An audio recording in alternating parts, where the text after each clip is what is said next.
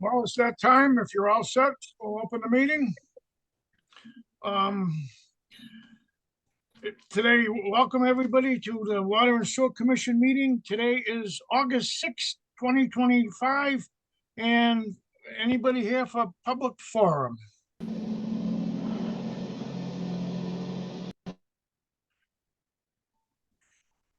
It's Michael Williams. He is from Veolia. He is not public forum. I don't All think. right, hearing no one for public forum, I will ask Robert Coleman to do his job here with the minutes and the rest of the agenda he has. Is Robert in? Oh, okay. Here we go. Yes, I make a motion to accept the minutes dated June 11th as written. Do I hear a second? Second, Who's Any second? discussion on these? that was Eric Bernard. Okay, thank you. Hearing no discussion, Cheryl, we can have a vote on Mr. Gagner, it. Aye, Mr. Thomas Coleman. Aye. Mr. Eric Groton, Aye. Mr. Robert Coleman, I and Mr. Bernard. Aye, and Robert, you have more for us? make a motion to accept warrants totaling $141,121.77. Do I have a second? I'll second. Any discussion?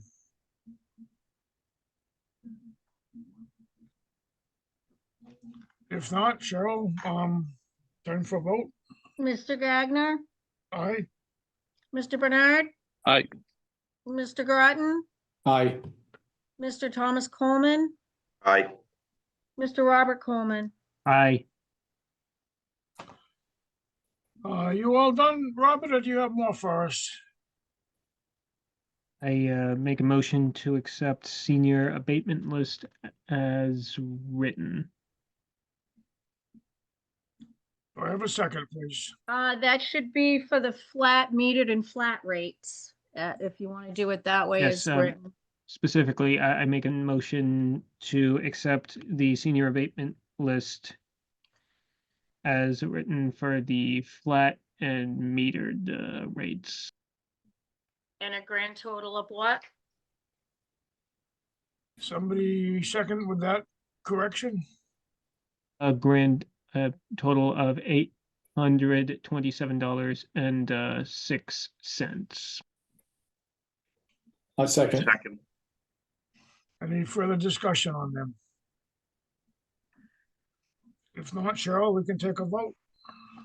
Mr. Gagner, Aye, Mr. Bernard, aye, Mr. Groton, Aye. Mr. Thomas Coleman.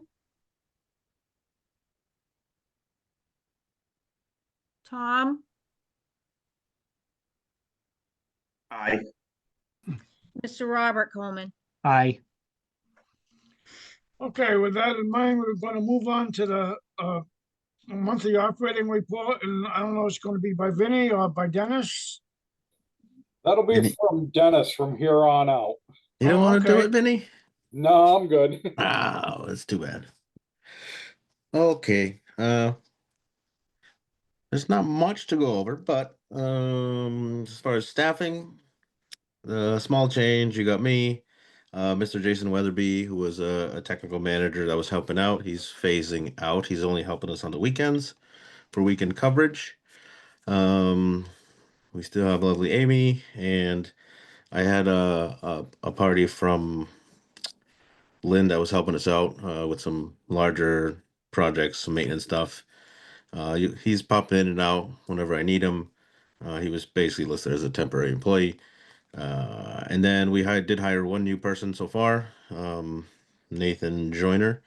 Seems to be doing very well, very successful. I think he's going to turn out great. He's a smart guy, and I see good things coming from him. We can skip down to compliance. I put in here August 15th because that's That's what I'm used to. Is typically I want to get all the data back from the labs, but I'll be putting in the DMR to the state a little bit earlier than that. So, but it's not in yet. And July we had 2 E. coli exceedances. That was I believe that's from we had a little bit of excessive flock in the Comag system. We're trying to dial it in a little bit better. We're about to hopefully put the second Comag system back online. We have the parts now. It's just making some time, get an electrician back in and put it together, put it online, clean it out first. It's a little yucky. So I did report those to the DP. They didn't seem to think much of it.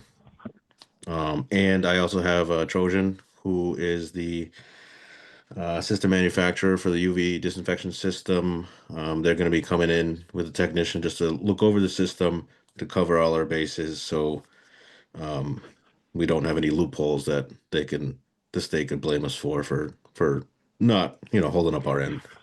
So you will get some results from that. Hopefully they'll be here within the next week or two, and go from there. As Vinny kind of was joking before, we fixed one of our big fans. We have two big ceiling fans, and the actual technical name for them from the manufacturer are big ass fans.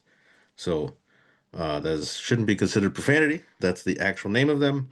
One of them, the VFD went. It was covered under warranty, and we just got that fixed to have some more air exchange within the building. Hopefully that'll help with one of the other things that happened was the fire alarm. But the heat sensor was acting up, probably from excessive humidity on those really hot days when we probably could have really used that fan.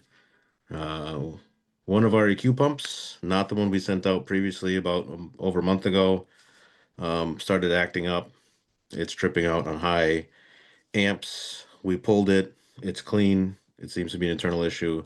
That'll be going back to flight for an evaluation. Hopefully, whatever is doing to be done to that is covered under warranty, because I don't see anything that would present something that would be our fault. It's just not working correctly. What else do we got? So you got the fire alarm. I scheduled Ross. I forgot his actual technical business name, but the excavation company, I call him Ross, to replace the valves that we talked about last time, the 4 storage tank valves. I didn't get an exact date yet, but he said we're on his calendar to get that done, hopefully soon. The month of July, as far as pump stations, we had Slims come in one day to do several pump stations that had a lot of material floating on top. One of them was Route 20. Seems to like to get plastic bags and other items that I suspect come from 2 of our bigger customers. And then some of the other ones, I think it was Hammond. Hammond was one of them that had excessive amounts of trash starting to float on top, which would clog pumps. So we had those vacked out and cleaned. Charlton Oil came in on July 28th for the generator at North Main Street. That fuel tank for the generator, I'm not quite sure how old it is, but it actually rotted through and started leaking inside the pump station. And there was quite a bit on the floor. So they came in, patched the hole, vacked out the tank. They're going to save the fuel for us, and we put in a temporary 55-gallon barrel for emergency use only. I'm waiting for a price from them to replace like kind replacement cost for the exact tank, and or another option be an external day tank that I would assume would cost a lot less. But I'm waiting to see what comes back, and then we can have further discussion on how to proceed if we want to attempt. It's not a temporary day tank, but it's a day tank versus the actual tank that goes on the generator. I have to probably get an evaluation how long the life is on that generator. I imagine it has plenty of life left. So, do we want to replace the probably very expensive tank that belongs to it, or get the same benefit from a day tank that is probably going to be outside the actual station and does the same job? Hilltop Generator came in also after. What was the other name of that company? Is it FM Generator? FM generated. They came in, did Yeah. the PMs. They found a bad starter at no Old Worcester Road. I think I put North Worcester, but it's Old Worcester Road. So I had Hilltop come in, which is a lot more economical. They replaced the starter and then the battery because the battery actually died at the same time. And then we discovered that the batteries for the generator at the plant were 5 years old, and it is recommended by. I asked two different companies that separately. They both recommend they're supposed to be changed every 3 years, just to make sure they're up to snuff and not won't fail us in a time of need. So Hilltop did those, and I imagine it's probably half the price of what FM probably wanted. We did 8 loads for sludge and 2 totes of caustic, which is a big change back from like May, which we were using probably over a tote a week. So all of July, we pretty much used 2 totes. So the chemical came down quite a bit, which is kind of expected for the summer. We've had, somewhat dry summer, sort of, besides the big storms, but technically we're still pretty dry. And then house calls. House calls were fun in July. I think I've been to almost every house around the pond or the lake. I know all the neighbors now. 57 Lakeview, Internal Clog. That one was fun because it was right on. I got to see the fireworks as I pulled up. 10 Park Road was tripped out. I think we ended up going there again for a broken wire we found. And then a couple floats we did. We found a couple loose wires.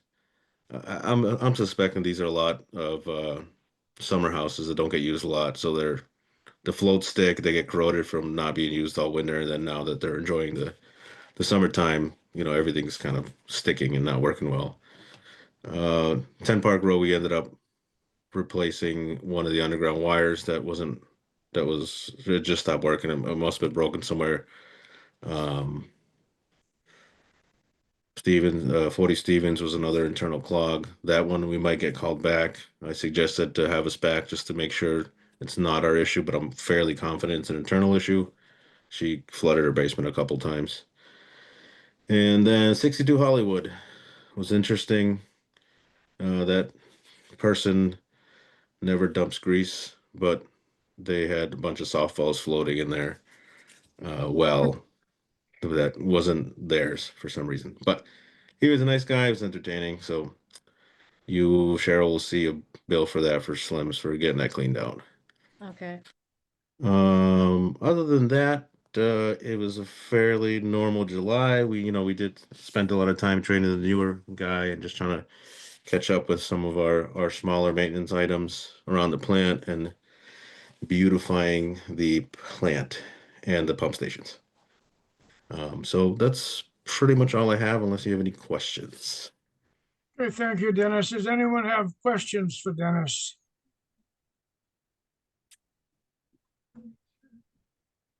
I guess not. Okay, that's very good. Hang on, Dennis, who Go are the ahead. who are the big customers that are dumping questionable? Well, I don't have any proof, and I don't want to name any names, but Oh, one I of got them rhymes with Treehouse, and the other one might rhyme with the eastbound rest area, I suspect. Okay, all right. We had a problem in the past with Masonic Home, and I think just dealing with them verbally, we were able to cut down on the number of wipes that went out their door and came to us. So that's just a suggestion. Maybe Yeah, there's the somebody somewhere you turnpike's can tough contact. the turnpike's a tough one to get the customers to agree with us. Right. Yeah, Yeah, considering the people flushing the stuff at transient. so, And it's mostly shopping items. We're not looking at hygiene items. It's like shopping bags and like little things that you would get at a retail store or as you're having fun at a place that provides you with whatever you're buying there. Okay, thank you. Okay, are we ready to move on? Anybody, anything else for Dennis? If not, we'll move on to our 6:35 appointment with Ron Gothia or whoever's there representing him. It's Michael and Ron, I believe, that are on. I see Michael on. I don't see Ron, but Ronnie, I believe, is on through his phone. okay. That's fine. Go ahead, guys. Present us what you have at City Depot and J. Davis Road. Yes, I'm here on behalf of Rockaway Realty, and Ron's on the phone, and I think Jim Smith is on the phone as well from Topper Land Survey. My name is Michael Lassola, or Mika Lassola. I'm from Topper Land Survey. I'm a professional engineer, and we are at the preliminary stage, kind of the infancy conceptual stage of a residential development between City Depot and J. Davis Road. And we are proposing to connect to municipal water and sewer. The viability of the project obviously is dependent on water and sewer connections. We had been before this committee a month ago asking for permission to utilize the water system model. Subsequent to that, it's come to attention too that there's an issue with the existing water, with the existing sewer capacity, and that we should come before your committee to discuss the feasibility of connecting our project to the municipal sewer system. And what we're proposing, it's our understanding that the existing moratorium, or it's been extended and it still exists, and that there's a limit of 100,000 gallons in the system. Our proposed development would be in the range of 37,000 gallons. We're looking at 168 units, so with the assumption that they're 2-bedroom units, some may be 1, some may be 3. But from a general broad brush perspective, that's the number that we're looking at, 37,000. And per the moratorium, anything over 10,000 gallons per day, we need to come before your committee for a review and approval to move forward. Where we're at right now, we do not have final design plans. We've just done some base survey work, wetland location, that sort of thing on the project. We haven't prepared. We've done conceptual plans, which we've reported to you. That is the level of detail that we're at. And prior to really submitting anything through the state, we wanted to come before you and just kind of see where your folks, where your position is in allowing us to connect. Have you been to the town of Southbridge for the water issue? You've gotten any acceptance from them? We have not utilized that yet with Beta Engineering. They were tied up, and we haven't been able to exercise, get them on contract to do that work. Subsequent to that, the sewer issue we thought was more pertinent to really nail down, can we connect to sewer? And how many gallons are you, in total, are you requesting? We're looking at 37,000, so it's 168 units times 2 bedrooms times 110 gallons per day per Title V sewer estimates. So we're in that range. It may be a 36,000, maybe a little bit less, depending on the actual bedroom count that we have.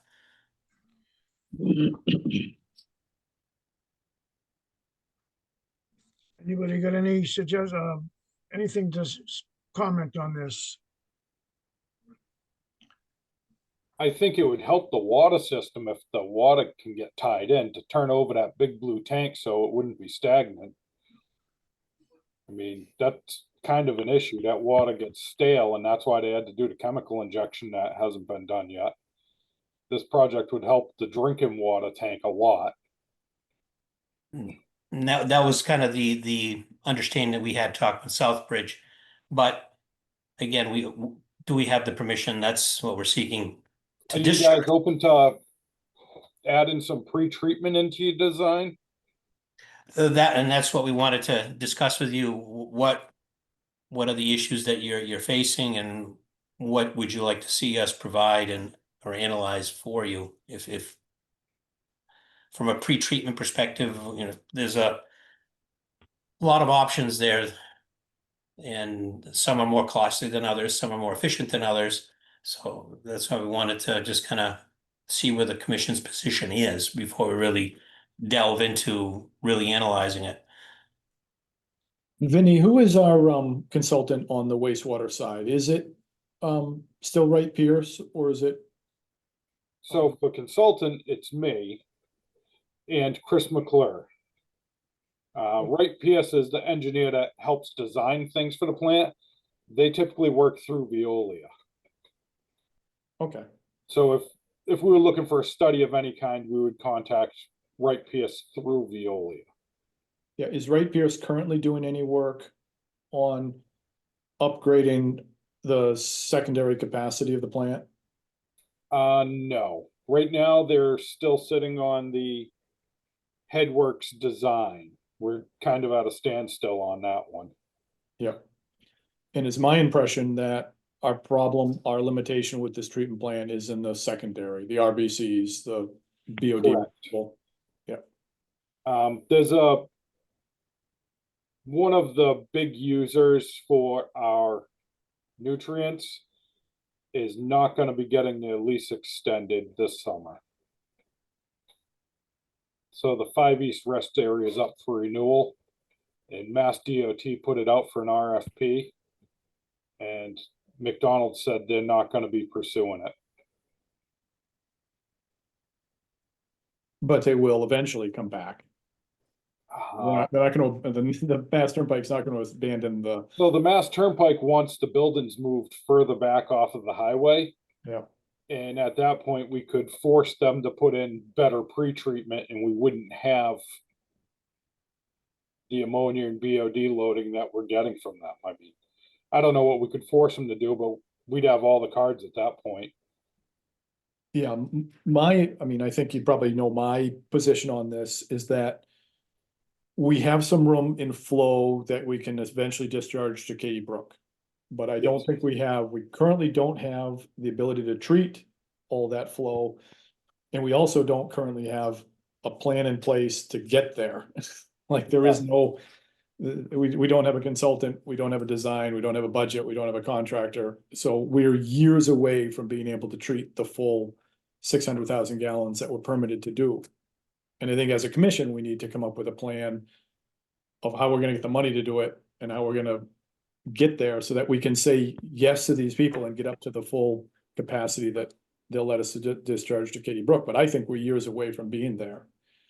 And I think granting, McDonald's is a huge capacity absorber.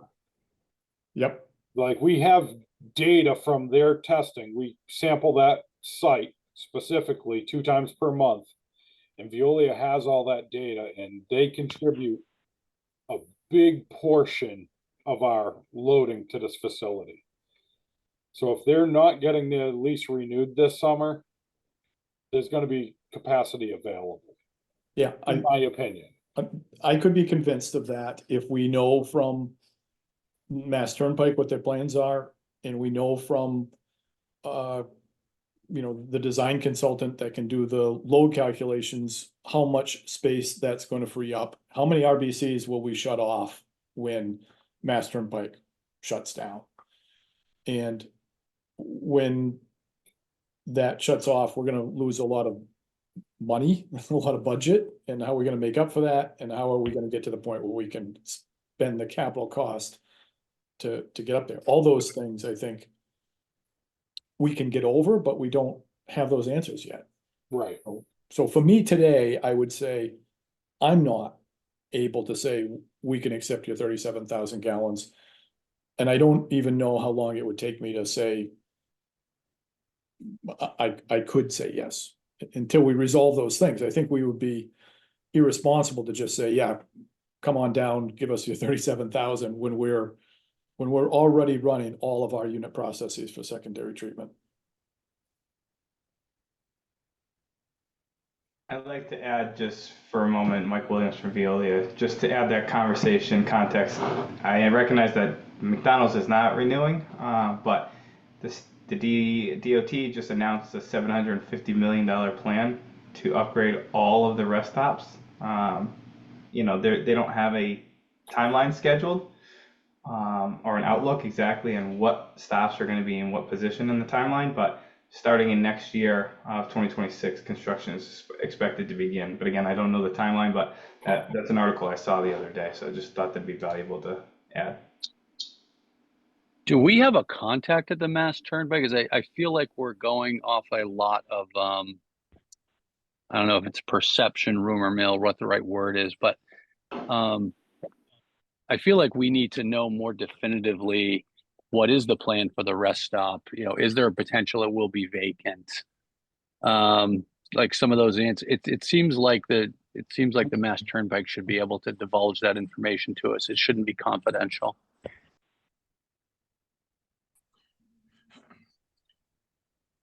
Does anyone know, is it simple or not simple that if McDonald's is not gonna be there, they just might move in Burger King or one of the other fast food places instead, so nothing will change in respect of, you know, what that- we're receiving? That's what I'm wondering. So like, how do we get this information from the Mass Pike? They know. They already know if they're going to put someone in if McDonald's leaves. Well, that's what the RFP is. They put the RFP out and they get people to bid on leasing the property. I think that's what Michael was talking about. There was a big announcement a few weeks ago that some firm, and I don't even think they're in the US, got that contract. And they're gonna upgrade all those rest areas over the next few years with new restaurants and new facilities. And we don't know the timing of that, and we don't know what that means to our. I have the email from McDonald's that they won't be part of it, so that's for sure. Yeah. But you guys are right. Yeah, I mean, Burger King could move in. We don't know. I Did, talked to, I believe his name was Bob from the Turnpike Authority a few months back, maybe sometime last year. And he's the one who told me they wanted the buildings moved back further off the highway. And this was one of the ones they were aiming at first. This might be a good opportunity to review the ordinance and further strengthen it if there's an opportunity to here with the pretreatment standards. I personally have not reviewed that in a long time, but it might be of value just throwing it out there to the board for an opportunity here to further strengthen the ordinance here, knowing this upcoming user is likely to be contributing. So Or currently, there's contribute. no real IPP in place. There's the agreement on surcharging for loading and for the sampling. No, understood. And that's where I'm thinking, Vinny, we can, you know, add some of the requirements and language related to grease, containment, rags, you know, bar racks of some sort, depending on if it's, you know, flushables that we're, you know, we can address multiple issues here. Make them put an RBC there. There you go. Yeah, absolutely. You can make them put a pre-treatment system in. Absolutely, aerated pre-treatment. So something. You know, even if an oil water separator, if grease is a big contributor, we have, you know, there's opportunity here. so what is the precedent for making a demand and for this sort of allowance? What do other people in similar situations usually get? Well, typically it would be in the design phase, like this project that they're talking about tonight. This would be where you would say, we want to see pre-treatment. What are our options? What are you willing to do? And you come up with an agreement on what's acceptable for everybody. So this 168 unit development they're trying to build, we could ask them to put in a split chamber tank so there'd be no rags, no grit coming into our system. And then I'm not sure how aware you guys are of where they want to develop, but it's right off the edge of Stafford Street, and they'd like to discharge into City Depot Road. So there's a lot of elevation available there.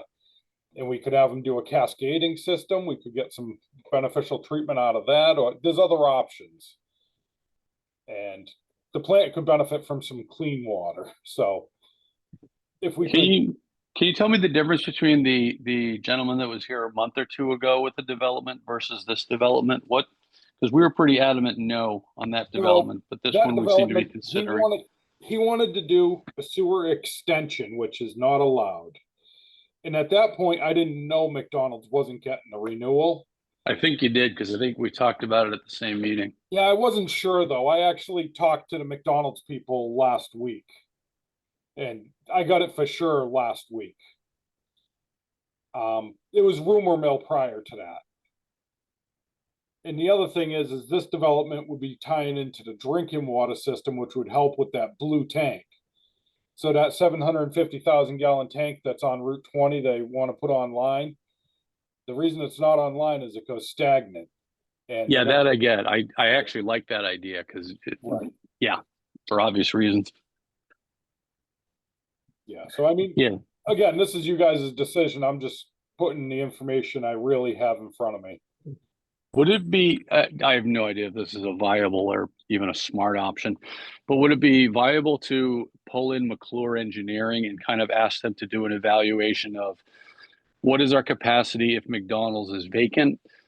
What is our, what would our plan be if McDonald's stayed with Burger King or whatever, same size tenant, but we wanted 100-house subdivision, a 200-house subdivision. So we have options available. So we're not just kind of I feel like we're going, yeah, we should or we shouldn't. And I feel like if we had McClure do something, we might be able to make decisions with a little bit more information. Yes, definitely. Mindy, do you know offhand what pump station will be affected by that? No Yes. pump station. Just gravity all the way? Yeah, they're right on the top of a big hill. You know when you're on City Depot and you cross under the Mass Pike? Yes. If you look up to your right, there's a really large hill. They're at the top of it. Okay. So it would gravity all the way to the plant. More than Alright. enough elevational head to get. Yeah, exactly. That's why I mentioned you could do a cascading system in there and get some aeration on it. There's a bunch of options available. I'm not a design engineer. I was just thinking of it quickly, like what could you do? Yeah, and that's why we wanted to come before you. What's reasonable? What makes sense with the given constraints that the town has, your capacity, your infrastructure? Again, you know your system much more intimately than we do. So, you know, what are the bottlenecks in the system? And that's why we went with the water department. The water department with Southbridge, they were kind of excited about this again for the water tank turnover Right. in capacity with the static. But then it came last meeting. I stayed on and listening to. I'm like, oh, there's a sewer moratorium. Oh, that okay, great. We got a blessing to look at or analyze the water system, but if we can't discharge, then it's pointless reaching out to Beta and having analyze the system. So that we're kind of looking again for some guidance from you folks as to what is a reasonable, what is the process, and because it wasn't really clear to us what's the best way to move forward with this. And we did meet with McClure and Southbridge, so he's familiar with it. So I think our applicant's open to the applicant. We met with McClure back in June just to kind of have a initial discussion. Hey, which way should we go? And what should we do? What's the best approach? Because you're reviewing the water and sewer, and it was basically come to you folks first.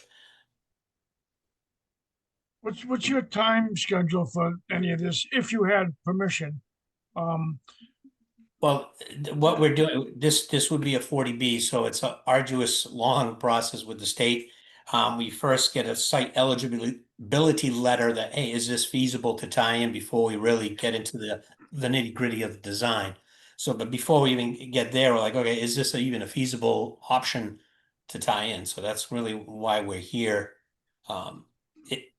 Now, what about secondary treatment options? Would you guys be amicable to putting a RBC up there or something and discharging us pretty much treated water?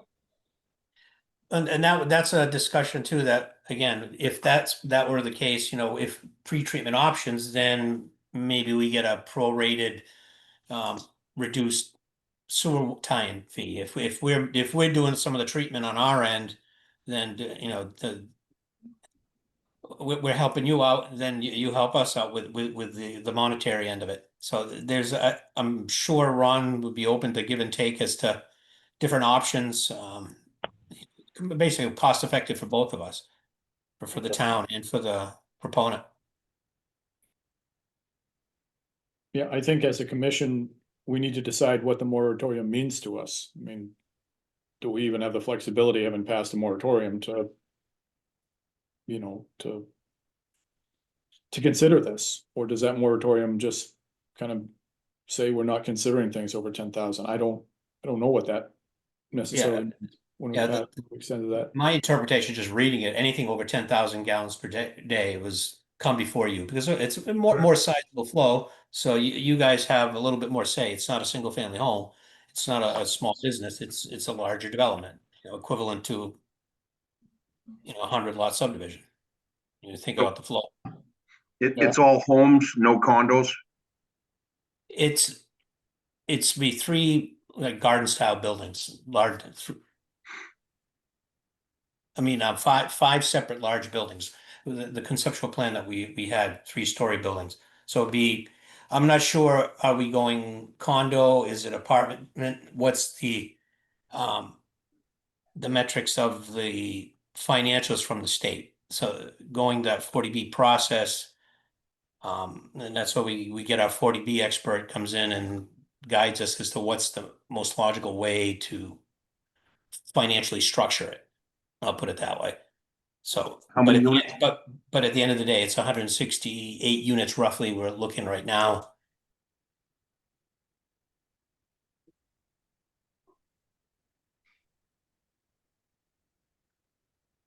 Looks like we're gonna be hard put to give you any decision tonight, and not only that, most of the decisions I think are gonna be long-term. That's why I was asking what your schedule was. Especially if we're gonna get into the Mass Pike and all that is a, you know, a prerequisite for you getting permission to do what you've gotta do. And Correct. you do know Treehouse pre-treats. They have a pretty good system in there. Maybe somebody from there can give you advice on that too, to be able to give us stuff that's acceptable to our plant and doesn't overburden it. Actually, Um, the but treehouse again, treatment's been down for a couple of years. Really? Yeah, they were running it, and Cambian's contract was coming to an end, and they were having trouble keeping their bugs alive. They kept cooking them, and they could get really good results up to about 1,500 gallons a day. And once they tried pushing it above that, they would just wash them out or kill them. So they just sidestepped the process and they paid a surcharge. Okay. And they truck out everything above what we allow them. And that's a different flow stream altogether. It's an industrial versus the residential. Correct. So the BOD and the ammonia levels, everything's different than a residential type. Okay, anybody got any other questions for this? Otherwise, we're gonna be turning it over to Vinnie on some other things he has for us tonight. Anybody right now is a good chance before, while they're still at the table here, any suggestions or comments to make? Just as a commission, I think we need to come up with a plan to answer our moratorium, to clear our moratorium in some way that serves the town better than we're doing right now. So, I suppose the moratorium would definitely be lifted once we have greater capacity and whatnot, so that we can handle it. The question is, how much space do we have before the improvements are made, and how long is it going to take to make the improvements? And how we're gonna finance it, those improvements. I mean, in the long run, I definitely think this would be a great development to have, but how long is the long run? And we don't know yet. Looks like a while right now. And how much are these improvements limited by the river we discharge into? Vinnie, you have any comments on that? I do not. I'd love to see us be able to discharge 1 million gallons a day so we could tie in everybody we want. But I was at a DEP meeting where they told us not another drop of water beyond the 600,000 that we had, whatever that number was. yeah, the 450. Oh, it's 450, okay. Yeah, And 80% of that, if I'm not mistaken. right. Well, at 80%, you need to start doing something. Okay, So you either need to stop tying everybody in or get approval for an upgrade. But that's a sustained 80%. That needs to be 80% for over 6 months straight. okay. And in a project like this too, like how we're proposing to do, I don't know if Cheryl forwarded you just the concept. We're looking at 5 separate buildings, so this is something on our end also could be phased in too. Like, so, you know, as far as building construction goes, like, okay, year one, only 1 or 2 buildings are built. But again, something that can be, if there's pre-treatment, that something can be scaled. If that is a requirement, that's just another concern too. Like you were commenting with Treehouse with their flow values, keeping all the microbes happy. You need to get to a certain flow rate. So we wouldn't have that slug of water or wastewater immediately. So this would be, I could conceivably see phased out. I don't know if that impacts your thought process a little bit, but. Okay, are we all in on this subject for the time being? We can't do anything about it tonight, but I think all the facts that have been brought up for it, to take under advisement, and I think Chris McClure also would have, he's got quite a good experience, may have some suggestions as well that we can incorporate. And if no more, at least a time reference to any of these suggestions, whether it's going to be 6 months or 6 years or something, So I do remember when we added the extra RBCs to the capacity of the sewer plant. Now, this was a couple of year process. It didn't just happen, and we couldn't put RBCs in. We had to increase the size of the building for them and stuff, and we had looked into utilizing the driving range that is next door, but it was all ledge, and to have like an open system like you do in a house, and that none of that seemed feasible. So it all seemed back to trying to get the treatment up to grade so that we could still keep using the little river that we're discharging into. And that made things more expensive to be able to do that.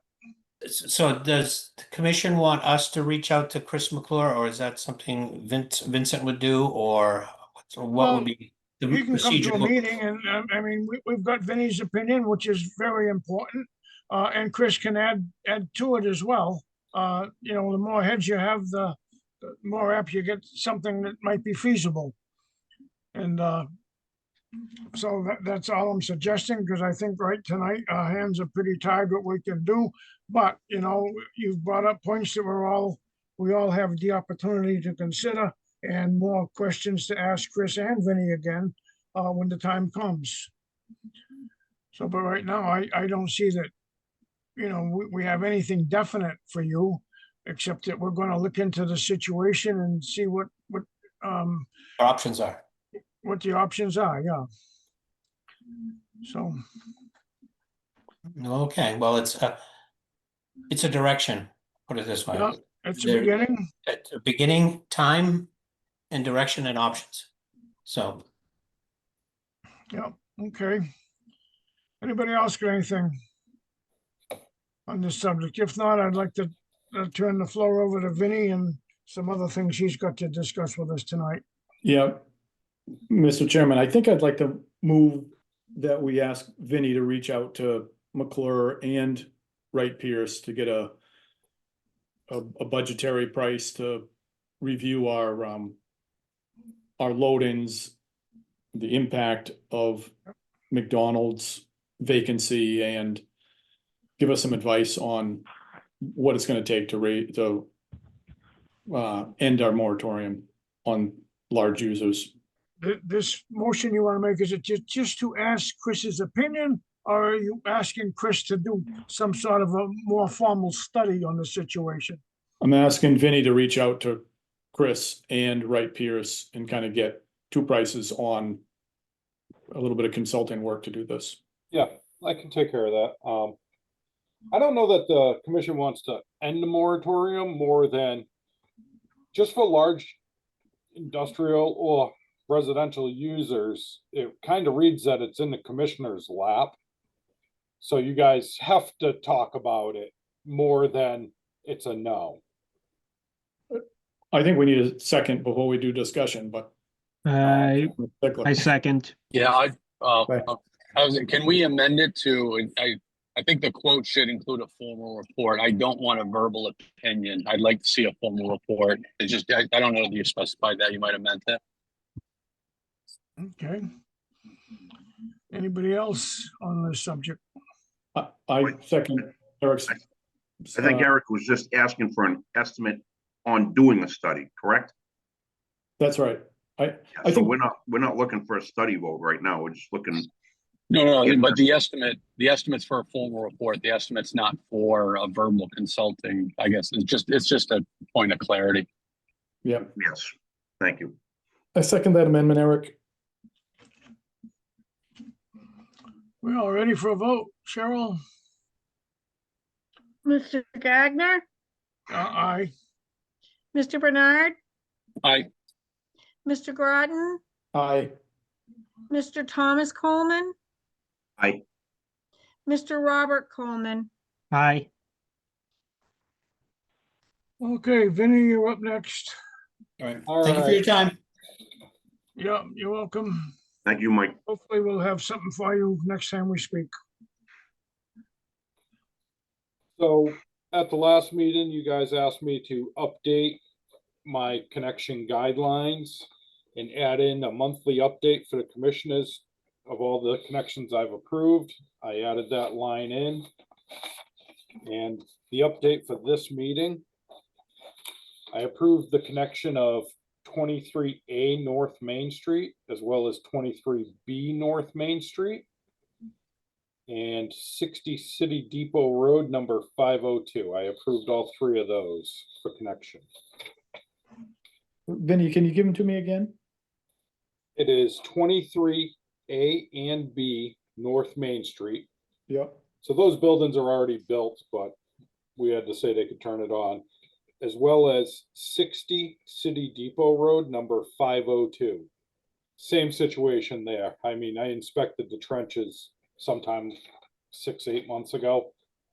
So, All single family homes? yes. Well, yeah, they're condominium style, that duplexes. Yeah, so those are 220, the 23A and B are 220 gallons a day, 220 gallons a day, and 60 City Depot is a Same. same. So 660 more gallons. Correct. And we don't have a list of these other approvals that we've been making. Like the first night we were here, the fire department came in and said, we want permission. And we said, yes, we don't know how much water that's gonna add, right? No, we don't, I mean, there's square footage and usage calculations, but I don't have anything formal from an engineer saying they were gonna consume 500 gallons a day or whatever it may be. And we don't know, I mean, I don't think there's not a listing going back that says, these are the sites we've already approved for tie-in, and this is how much water we've already committed. No, For all we know, we've already committed the rest of our capacity. I don't think we have, but no, you're 100% right with that assumption. you think Yeah, there's, there has not been a methodical maintenance record of capacity versus what we've given away. yep. Do you think there's any way we could recreate that? It'll be it'll be an undertaking, but yeah, I mean, anything's Yeah, I mean- possible. I went through the last 3 years of meeting minutes. Did and you really? Wow. Yeah, and I I wrote, wish I had your capacity. I did it when I was on another conference call. And I just think that we don't have a plan. And No, you're correct in that Yeah. assumption. And if we go too far down this road and we're suddenly exceeding, you know, permit requirements and we start to get into an administrative consent order with the state, we will be forced to spend $14 million for a new heavily upgraded treatment plant, Right. which I personally think we need. I just think Yes. it'd be better if we planned for it instead of had to been forced. Yeah, it's always better to plan than to be sitting there under the gun. Yep. Yeah. And so one reason, just so that you know where I'm coming from, one reason I wanted you to talk to Wright Pierce is they just did last year the full report of our flows and our loads and what kind of treatment plant we need and all that stuff. And I Yes, think the number's $14 million. And I think the town is going to have to spend it in the next 5 years. And I think the commission needs to find a way to get that money. oh yeah, So I agree with that 100%. I mean, I operated this plant for 5 years and it has struggles every day of the week. I mean, it's falling apart. yeah, the processes, the RBCs are great. You know, they just kind of sit there and run and do their job. The Comag's a nightmare. It operates great when it's operating. That's not every day. It's not even close to every day. So you always have to be fixing something. Mhm. And it's a struggle, and it shouldn't be. It should be more of a couple of pumps of grease, add new chemicals, write numbers down, clean things. Instead, where the operators are putting out fires every day of the week because it needs to be upgraded. It's a third world treatment plant. That is a great way of putting it. Yep. I mean, the manufacturer of the RBCs came in and they couldn't believe how old they were. I guess they have like a 20-year lifespan, and a lot of them are at the 20-year mark or older. Yeah. So, Yeah. And we have an old treatment plant in a really difficult environment with the loads that we have coming at us are more than towns around us are treating. And we got a lot of work to do on big planning stuff, but correct. So I have my notes to get a hold of the engineers and get a price for assessing our future as well as, you know, with or without McDonald's. And Just I as mean, a, if McDonald's moves out, I believe the commission would be in the spot to kind of strong arm whoever moves in if they just move in, correct? yeah, but I don't think we can do it piecemeal. I think we have to have a policy in place that says this is our requirement for industrial pretreatment users and apply it to everybody. We just can't Right. say you and you. I think we have to apply it So- across the board. As far as I'm aware, currently it's just pay a surcharge based on your loading. More than an IPP of you need to do some pre-treatment. Yep. There was always talk of making them put in a wet well over there so they could catch the grease more. They got 2 5,000-gallon tanks, but they weren't working for some reason. I mean, the grease that came through that place was insane.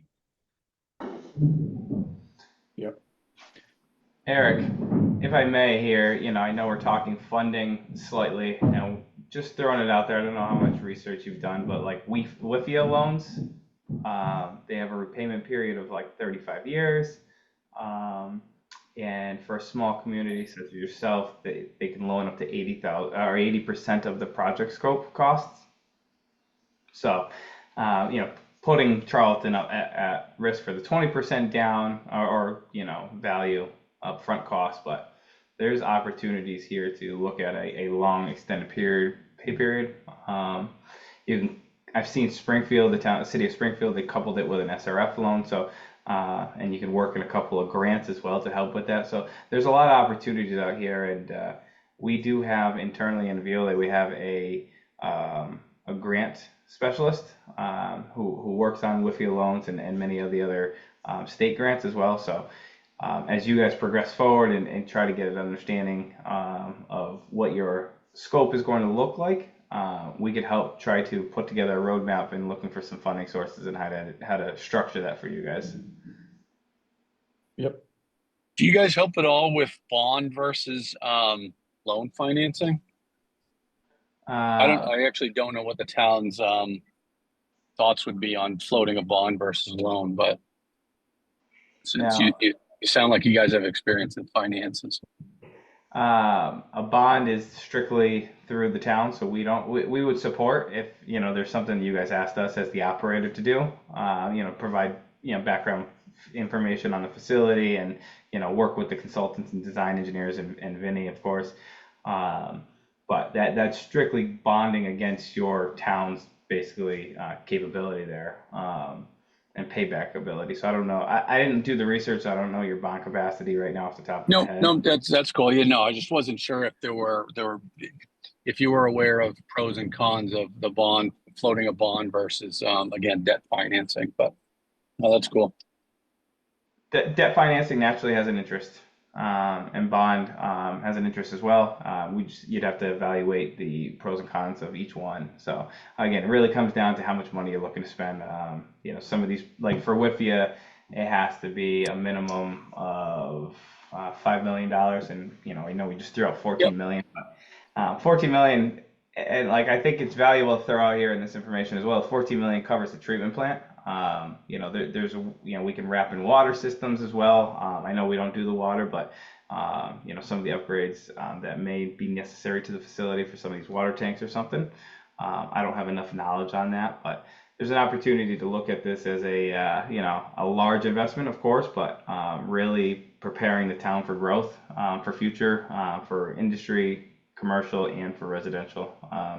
As you guys see, Central Mass is a very booming, exploited, community growing. So, yeah. Yes, and it'll only grow if we're able to actually capture it. We don't want someone else to get all the growth. Agreed. Economic driving. When people means money. So moving on to my next item. Excuse me 1 second, Vinny. Yep, Does the board need to approve the updated guidelines? they approved it last time as long as I added that section. Okay, all right, just wanted to be sure. So the next item I have is another one that me and Chris McClure talked about approving. It's 130 Sturbridge Road. It's Premier Trailers. They're not a large user, but they have a nice privilege fee they're going to provide us. So they're going to build basically an office and a 2-bay garage, and they're going to level the whole site up there to make it for parking empty trailers. And as part of that, they want to connect to the sewer, which there's already a sewer manhole on their property. There's already a water stub on their property. So they have everything there. And they wanted to connect. The privilege fee for the sewer is $26,000. And their estimated flow would be 650 gallons per day.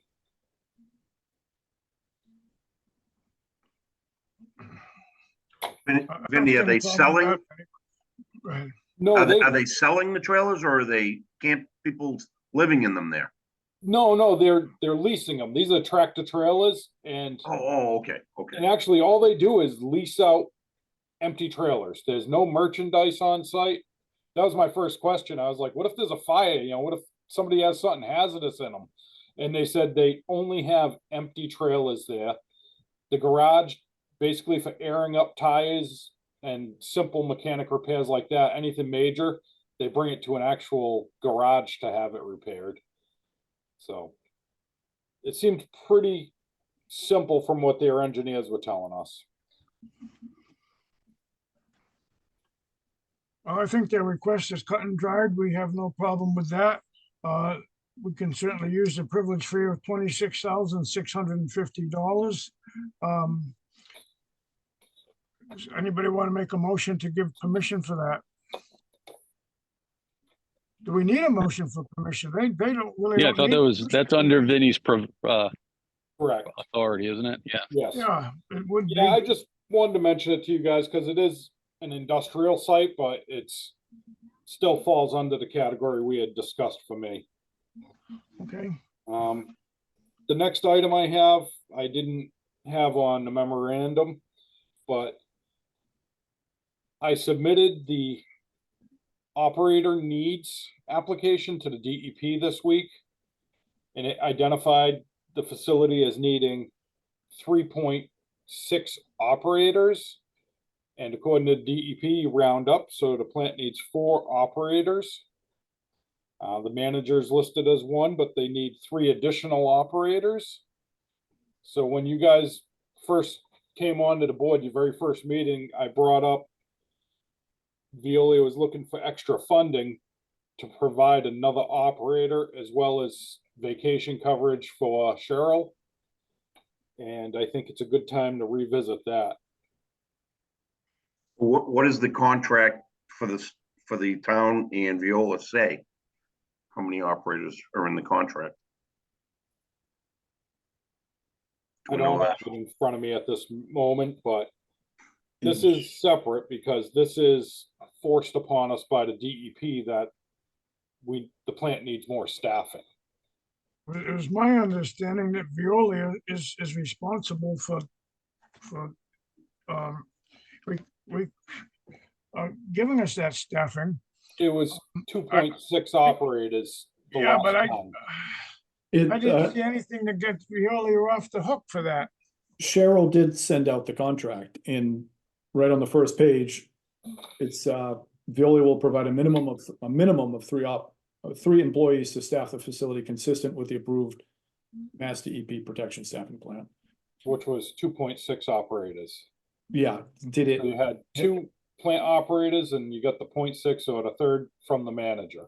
Yeah, has something changed since? Yes, they made us reassess the processes.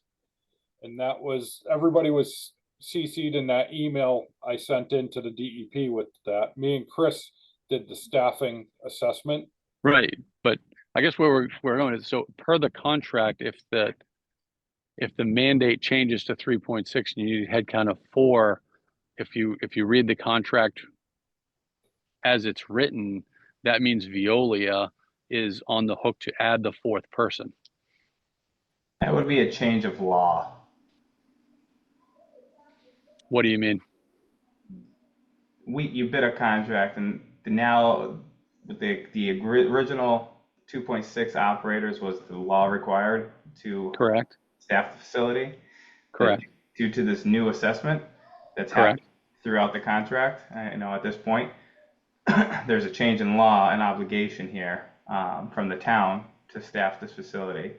So we can't, as Veolia, we didn't bid it anticipating, let's, for instance, if you built a secondary treatment plant upgrade, we wouldn't be on the hook for the new 5, 6, 7 operators that would be necessary to operate that facility.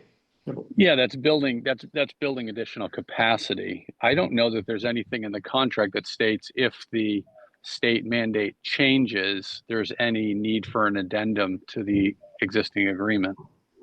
As Vinny said, I don't have the contract in front of me. I could definitely review that in further detail to understand where that would be, but I would anticipate that the contract has language for change of law that would govern the ability. All right, to I can take another look at it. I did not see something for that, but it would make logical sense to write that into the contract. But I did not see it on initial scan. Yeah, I think it'd be more appropriate for Veolia to be making this case than Vinny. And I think it would, require Veolia to go through the contract and tell us exactly where they think that language is, because I read it as a minimum of 3 employees, not a maximum. So, and just out of curiosity, when does the contract with Veolia expire? October 31st, 2026. And you do have an opportunity to extend the contract if Yes. needed. 2 5-year extensions available on that contract. What's the renewal language? I don't have it in front of me. I know it's in there. In other words, what's the notification? for extending, or is it an auto renewal in October of 26? I think that you have to inform us that you want to extend. I'm trying to skim it right now. I have it in front of Yeah. me, but it's 18 I mean- pages. So I'm reading it as I'm Yeah. skimming. No, that's cool. You don't, I won't quiz you too much because I don't have it in front of me either. So, but yeah, I mean, typically it's like a 90-day notification. So we just might just want to make sure we've got out there around next July that we want to be formal in the communication. So there's no terms of agreement, section 4.2. The term of the agreement may be extended for 2 additional periods of 5 years, each the sole discretion of the owner, subject to annual appropriation of funds. So there's no timeline in which you can do this in. You could essentially do it today if you wanted to. Or October 30th. I would hope that you're not going to make us wait till the last day. No. Out of respect for everybody on the call, because we do have to have a demobilization. No, I got you. Yeah, you did. Yeah, that's odd. I typically see contract language was there's at least a 90-day communication period for exactly what you're talking about. You don't want somebody to show up on October 15th and say, surprise. Yeah, knowing that if you were to release us, you'd be putting out an RFP, and you're gonna need time to do that, of course. Yeah, agreed. Yeah. Years ago, we used to have the availability, maybe we still do and maybe we don't, of town council. And we would give a question like this to the town council and he would translate the agreement we have with Veolia and give us an answer. Yes, Veolia pays or no, we pay. And I don't know if that is an option that's still available to us, but it would certainly It help might the be. situation. Before council, why don't we just when I'm working with contracts in other areas, I typically don't go to OGC or to council unless both parties are not agreeable. So maybe we just need between now and next meeting to review the contract. I'm more than willing to do it a little bit of a deeper dive in it and find if I see any language around Charlton is on the hook for an amendment beyond the 3 or what have you. And we come back here, and if we're at an impasse, I really like the idea of town council to interpret. Yep. Okay. Yeah, and this is our first stab at this conversation, really like in depth of this nature. Section 7 has some changes language, so I'm happy to take this offline and understand this. Going back and forth in emails just to be clear and expectation and understanding here. Yeah, that's cool. Okay, anybody got anything else to add this evening? Cheryl, I see on the agenda here, we had senior abatements. Have those been adequately taken care of? I know there was just an Yes. issue here of making sure it was posted right. Correct. Yes. Mr. Robert Coleman made the motion and they were approved. I know it's getting late, so I don't want to push it, but we were going to do project updates too, right? Like I think there's a project on the pressure on the school loop and a few other projects we have going on. I have no updates on the large projects, such as the chemical injection at the blue tank. I haven't heard anything new. Chris McClure handles that. And the fire station, I haven't received any updates from them. I mean, driving by, they're working every day, but Yeah, no, less on the fire station, more the pressure is low on that line, right? Which is why we have the yellow donuts on all the fire hydrants saying you can't actually use this to put out a fire. no.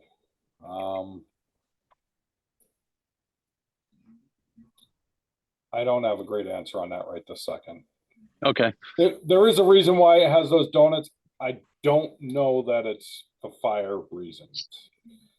I thought it was, and again, I might be off. I thought it was pressure related, and I thought a year or so ago we had Exxon working on plans to go after them to say, hey, the water loop isn't working as anticipated. But I might have to go back and look at minutes. So there was something about maintaining pressure, and they were going to put a directional valve in front of the town hall.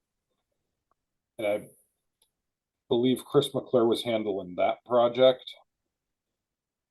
But as far as the fire flow at the hydrants, I don't have a great answer. Okay. Okay, we all in for the night? If so, I would like to give a motion to adjourn. Or any other discussion we have for tonight. I'll just say before we do that, I'm not available to sign tomorrow morning. I'm out of town from 6 to 2. If 2 is not too late, I can come in after that, but, Nope, 2 is fine if you want to. okay. So what time are the two of us going to show up? We don't want to bump into someone else. Early. Cheryl, what's the earliest we can be there? I'm there at 7, so if you want to be there 8 or 9, 8 o'clock sounds good. All right. okay. I'll make a motion to adjourn. I'll second. Any discussion on that? We're all done? Cheryl, vote please. Mr. Gagner, Aye. Mr. Bernard, I, Mr. Groton, Aye. Mr. Thomas Coleman, Aye. Mr. Robert Coleman. Aye. Good night, all. Good Thanks, night. everyone. Good night, everybody. See ya. Be safe. Cheers.